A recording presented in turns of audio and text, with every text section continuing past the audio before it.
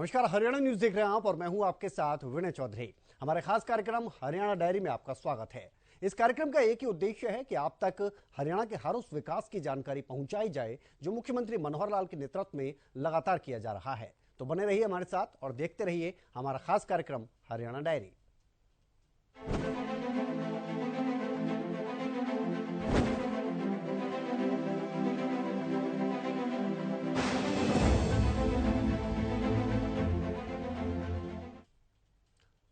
तो हरियाणा के मुख्यमंत्री मनोहर लाल फरीदाबाद पहुंचे, जहां उन्होंने मासिक ग्रीवेंस कमेटी की बैठक की अध्यक्षता की और लोगों की समस्याओं को सुना, उनका निपटारा भी किया। इसके अलावा मुख्यमंत्री मनोहर लाल ने करोड़ों की लागत से निर्मित होने वाली 11 परियोजनाओं का शिलान्यास किया।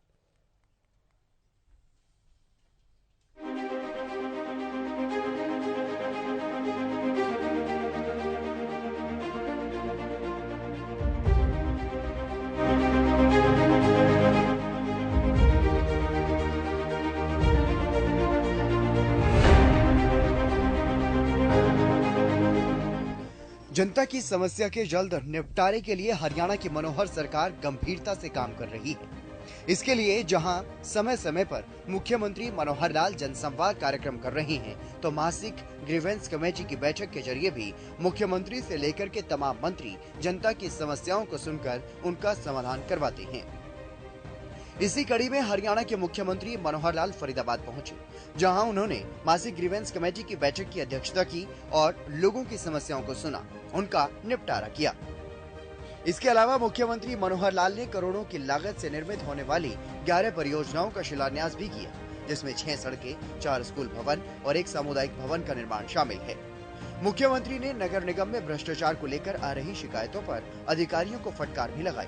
पत्रकारों से बातचीत करते हुए मुख्यमंत्री ने कहा कि आज की ग्रीवेंस कमेटी में 14 शिकायतें रखी गई थी, जिसमें 2 पुरानी शिकायतें भी शामिल थी।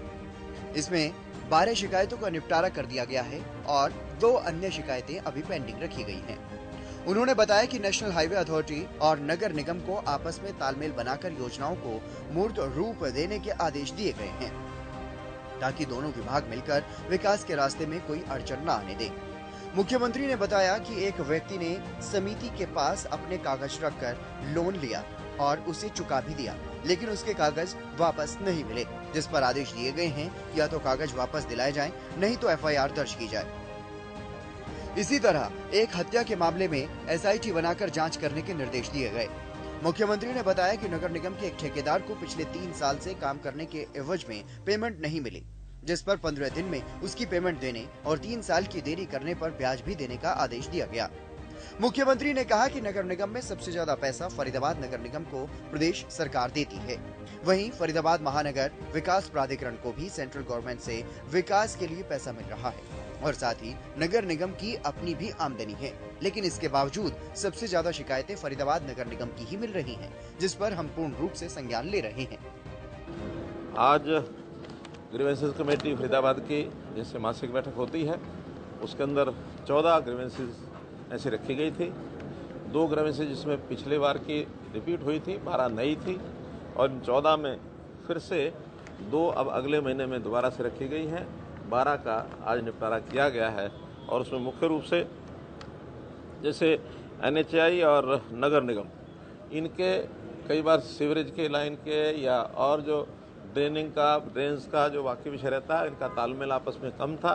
तो आज हमने कहा कि संयुक्त टीम बनाए, ताकि कभी भी कोई योजना हमारा नगर निगम बनाता है तो एनएचएआई में अड़ जाता है, एनएचएआई की योजना होती है तो हमारे लोग पास नहीं करते हैं। तो मिल करके और समन्वय बैठा करके और उसको हमको करें, ताकि जो पानी को निकालने के लिए जो स्थान स्थान पर अवरोध आते हैं उसको ठीक किया जा सके। ऐसे ही एक शिकायत में जो सोसाइटी से किसी एक व्यक्ति ने लोन लिया था, लोन वापस भी कर दिया। वापस करने के बाद उसके जो कागजात हैं वो सोसाइटी ने दिए नहीं, सोसाइटी बाद में भंग हो गई, लेकिन उसका जो पैसा भी है वो मिला नहीं उस व्यक्ति को। और कुल मिला करके उसमें डीआर को निर्देश दिया है कि सोसाइटी से लोन के बदले में जो कागज़ हैं वो वापस करें, और नहीं अगर होते हैं वो लोग कोई भी उसका हिसाब नहीं करते तो उनके खिलाफ एफआईआर कराएंगे डीआर। ऐसा एक इसी प्रकार पलवली गांव का जो एक हत्या का मामला था, पुलिस उसके बाद निष्पक्ष कार्रवाई करे और उसके लिए एक SIT बनाने का उनको निर्देश दिया है, क्योंकि पुलिस पर जितने समय उसका हो गया था, डिले हुआ है, तो पुलिस की एक SIT बनाएगी। नए हमारे CP सब आ गए हैं, तो उस पर SIT बना के कार्रवाई को तेज करेंगे। चंदावली गांव पंचायत में क्योंकि वो ग्राम पंचायत पहले अलग से पंचायत थी, बाद में वो नगर निगम में आ गई, तो वहाँ के किसी ठेकेदार का पैसे का हिसाब था, वो रुका हुआ था इतने सालों के बाद। अब नगर निगम ने उसका सारा सर्वे करा लिया, उन्होंने हाँ कर दिया कि हाँ ठीक है, हम 15 दिन में पैसे देंगे। और पिछला चूँकि 3 साल डिले हुआ, तो इसलिए हमने उनको ये भी आदेश दिया कि नगर निगम उस 3 साल का उनको इंटरेस्ट भी देगा, तो इंटरेस्ट समेत 15 दिन में उसकी पेमेंट की जाएगी। हीवो सोसाइटी ये सेक्टर 16 में है, तो वहाँ पर अवैध कब्जे, अवैध निर्माण ये हो रहे हैं। HSVP का वो एरिया है, तो HSVP को निर्देश दिया गया कि जो अवैध निर्माण किया गया उसको तुरंत उसको तोड़ें और आगे भी उस पर निगरानी रखें। सेक्टर 59 में एक 400 मीटर की सीवर लाइन, ये HSVP को तुरंत डालनी है, ताकि उसमें वहाँ HSIDC का जो एरिया है वो भी अपनी पाइपलाइन उसका जोड़ेंगे, ताकि वो जो पानी वहाँ रुकता है, खड़ा होता है, उस पानी का समाधान ये तुरंत हो सके।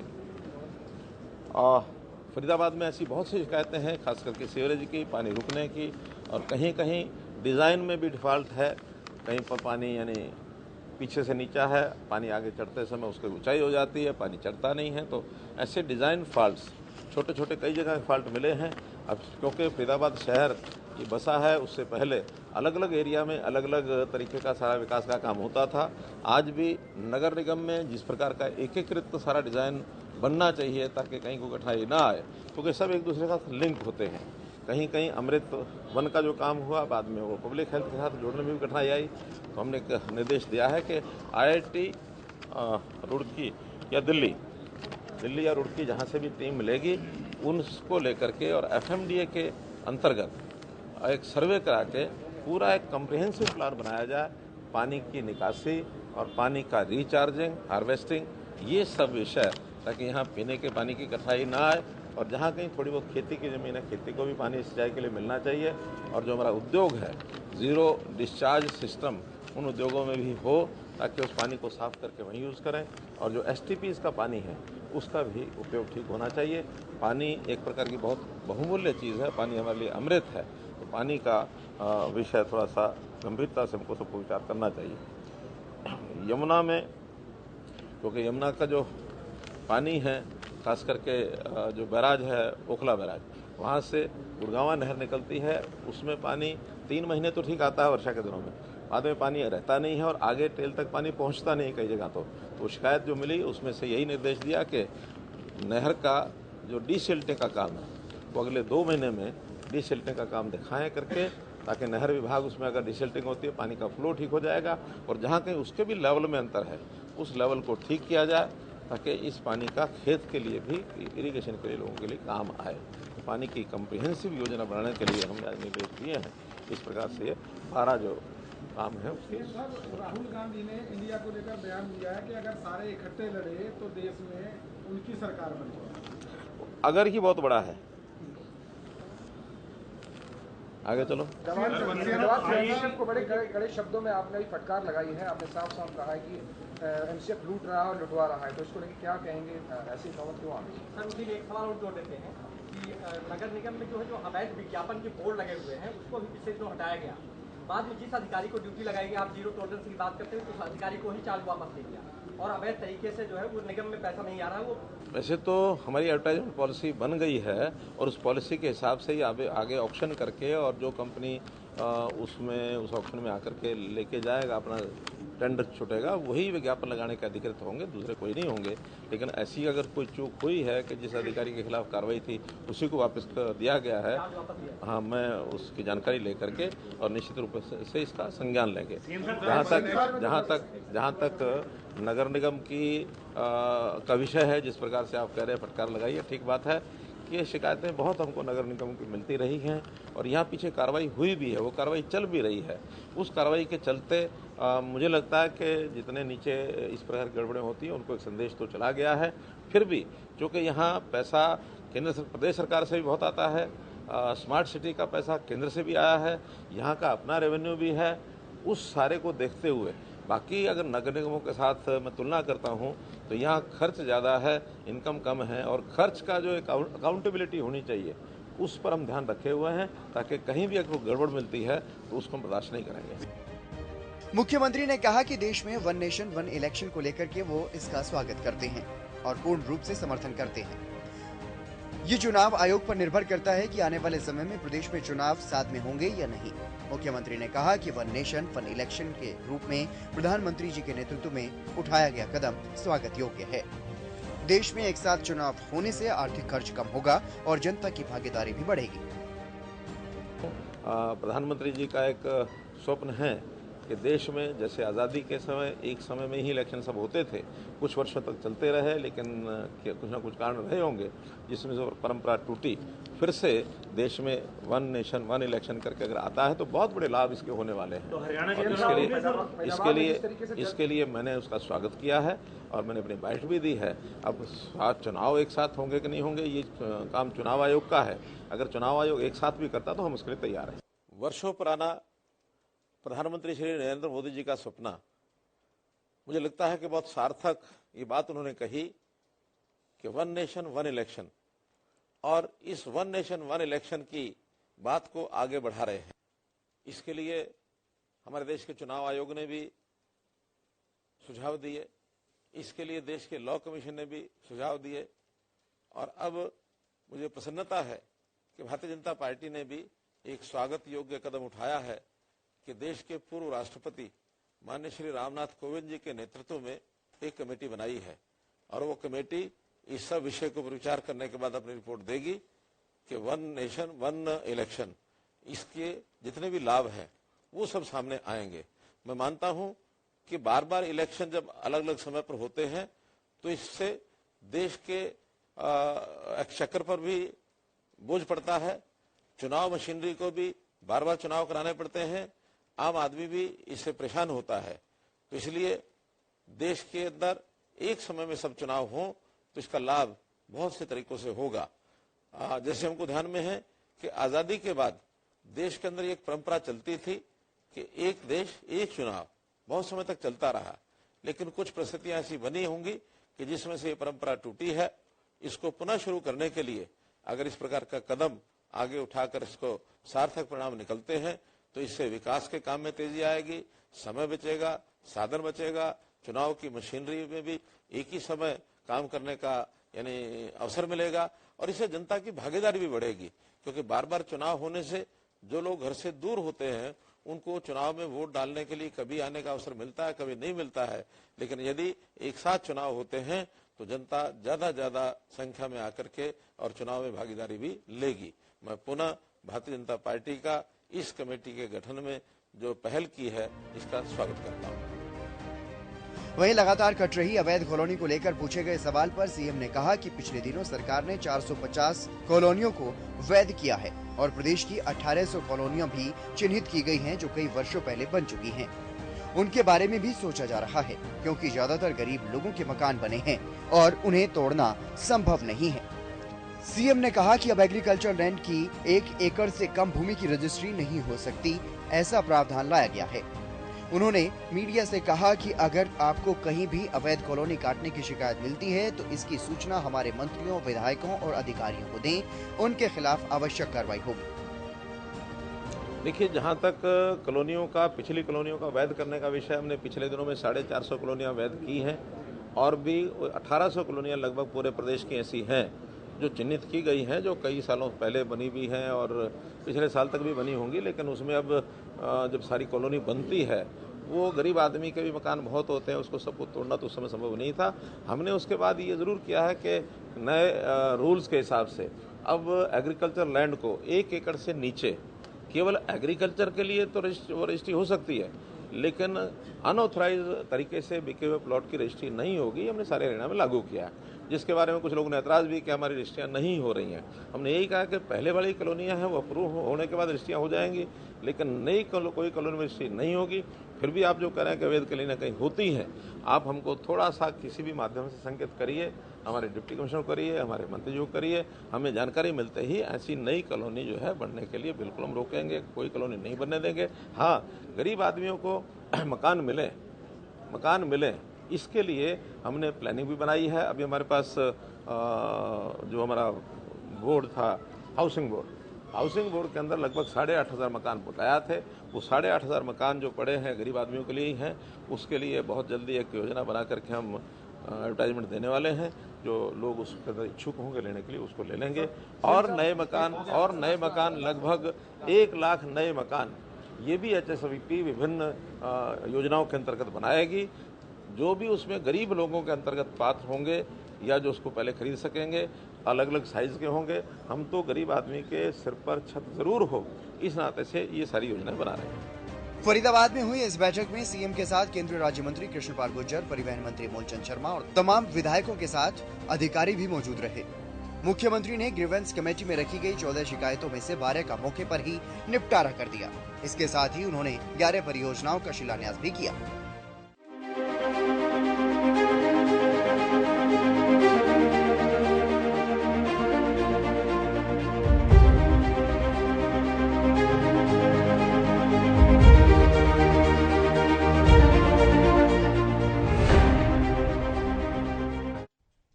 वहीं हरियाणा सरकार की तरफ से शिक्षकों के लिए बनाई गई नई ट्रांसफर पॉलिसी को लेकर शिक्षक काफी खुश नजर आ रहे हैं और इसी कड़ी में यमुनानगर में हरियाणा भर से आए शिक्षकों ने कैबिनेट मंत्री कंवरपाल गुर्जर और हरियाणा सरकार और इसके अलावा मुख्यमंत्री मनोहर लाल का धन्यवाद किया।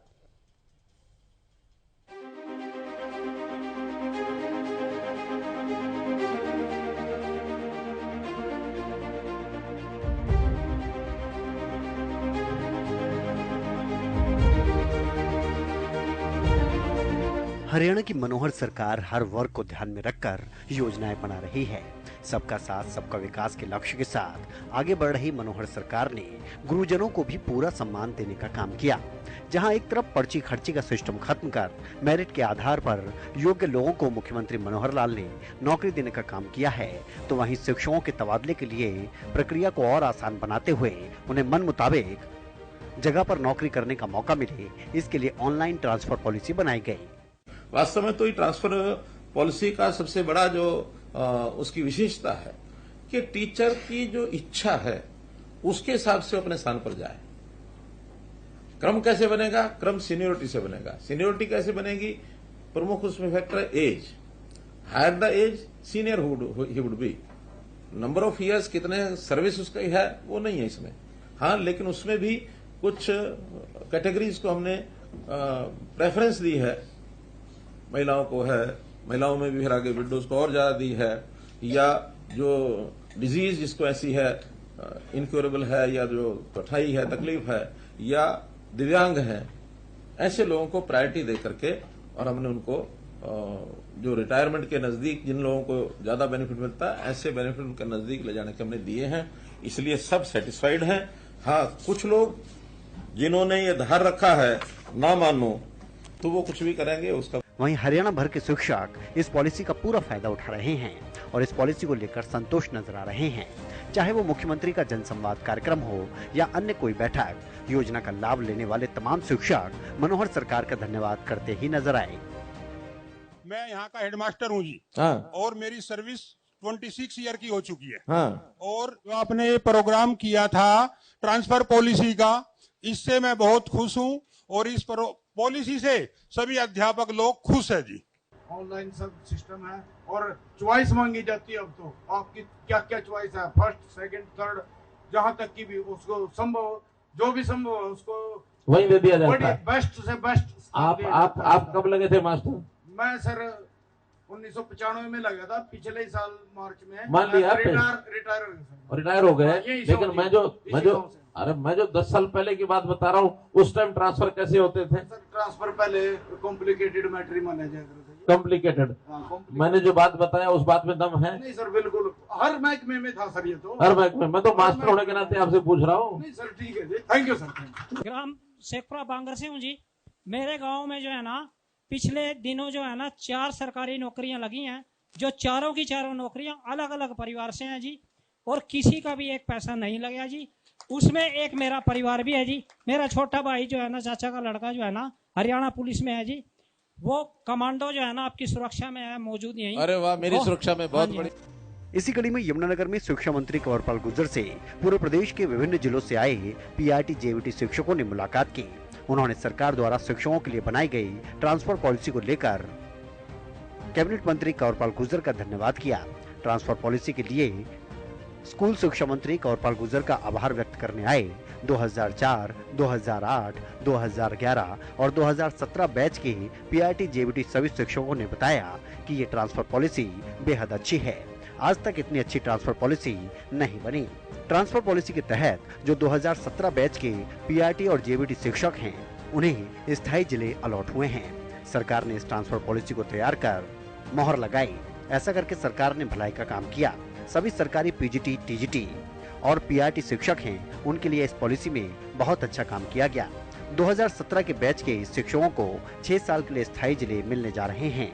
अब तक ये शिक्षक अस्थायी जिलों पर बैठे थे और अब इन्हें स्थायी जिले मिल जाएंगे। इस सरकार ने उन्हें ज्वाइनिंग दी और साथ ही इस सरकार ने उन्हें स्थायी जिले देने का भी काम किया। इस पॉलिसी में सबका ध्यान रखा गया है, कोई किंतु परंतु की बात नहीं। शिक्षकों ने कहा कि हम चाहते हैं कि बिना किसी रुकावट के ये पॉलिसी यूं ही चलती रहे। आज हम शिक्षा मंत्री जी का धन्यवाद करने जो ट्रांसफर पॉलिसी है, जो 2017 बैच की जो परमानेंट डिस्ट्रिक्ट अलॉटमेंट है, हम उसके लिए धन्यवाद करने के लिए आए हैं। जो पॉलिसी गवर्नमेंट ने तैयार की है, जिस पर कैबिनेट की मोहर लगी है, चाहे उसमें पीआरटी है, चाहे उसमें टीजीटी है, चाहे उसमें पीजीटी है, वो बहुत अच्छी पॉलिसी है सर। इसमें सबकी भलाई का एक मुद्दा है, ना कि सिर्फ एक पार्ट का, ना कि सिर्फ एक हिस्से का। इसमें सभी जो गवर्नमेंट एम्प्लॉयज हैं, इसमें सभी के लिए ये स्मूथली कार्य किया गया है सर। पॉलिसी को लेकर हम सर का धन्यवाद करने के लिए आए हैं। और जो पीआरटी टीचरों को जो परमानेंट डिस्ट्रिक्ट अलॉट करने हैं 2017 बैच को सर, 6 सालों के बाद अब वो डिस्ट्रिक्ट हमें मिलने के लिए जा रहे हैं। अब तक हम अस्थायी जिलों पर बैठे थे, तो इसके लिए हम सर का और सरकार का बहुत बहुत तहे दिल से धन्यवाद करते हैं सर, कि जिस सरकार ने हमें ज्वाइनिंग देने का काम किया, उसी सरकार ने हमें स्थायी जिले देने का भी काम किया। इसीलिए हम आज यहाँ पे आए हैं। हम यहाँ पे पूरे हरियाणा की अलग अलग डिस्ट्रिक्टों से आए हैं सर। कोई हिसार से है, कोई सिरसा से है, कोई सोनीपत से है, कोई पलवल से है, कोई फरीदाबाद से है, कोई पंचकूला से है। पॉलिसी में कोई किंतु परंतु नहीं है और इसीलिए हम धन्यवाद करने आए थे कि बहुत बढ़िया सरकार ने पॉलिसी बनाई है और आज तक ऐसी पॉलिसी कभी बनी नहीं।